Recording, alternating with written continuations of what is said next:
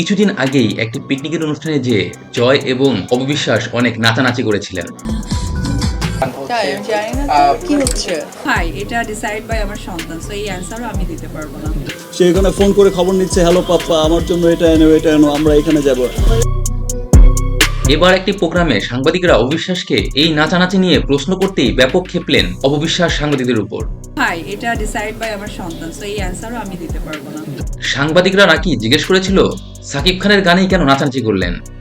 ছেলে আর তার বাবার গানে নাচ করবে না, তার আঙ্কেলের গানে নাচ করবে না, তার খালুর গানে নাচ করবে না, খালা তো সে আসলে বেসিক্যালি না, সে আসলে বাবা মা নায়ক নায়ক ওই ফিলটা তার নয়, বাবা মা আছে।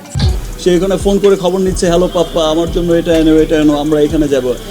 সো আমি দেখা যায়, দেখেন আমি কখনোই খুব একটা মিডিয়ার সামনে আসি না, খুব একটা সোশ্যাল মিডিয়ায়ও থাকি না। যা হয় যা কিছু হয় সমস্ত কিছুর প্রমাণাদি কিন্তু আবার আপনারাই দিয়ে দেন, বা আমি যেটা আপনাদেরকে ক্লিয়ার করব কয়েকদিনের মধ্যেই। সময় অনেক গুঞ্জন শুনছি আমার বাবা হচ্ছে নাকি শাকিব খান হচ্ছে। তাই আমি জানি না তো কি হচ্ছে। এই আপনারা একটু বলেন না, আজকে আমার আপনাদের জন্য ফিল ফ্রি। খুব আমার কাছে ডেফিনেটলি আমার উপর যতটুকু দায়িত্বভার মানে দায়িত্ব এসে পড়ে, আমি সেই দায়িত্বের জায়গাটুকু শতভাগ পালন করতে চাই এবং শতভাগ পালন করি। কারণ আপনাদের এই ক্যামেরা এবং আপনারা পার্সোনালিটি সবাই বিভিন্ন প্রোগ্রামে উপস্থিত হন, যে প্রোগ্রামে হয়তো বা আমি শিল্পী না হলে উপস্থিত হওয়ার মানে জায়গাটা থাকে না, বাট একমাত্র পার্সন যারা আপনারা জার্নালিস্ট, আপনাদের সমস্ত প্রোগ্রামে যান।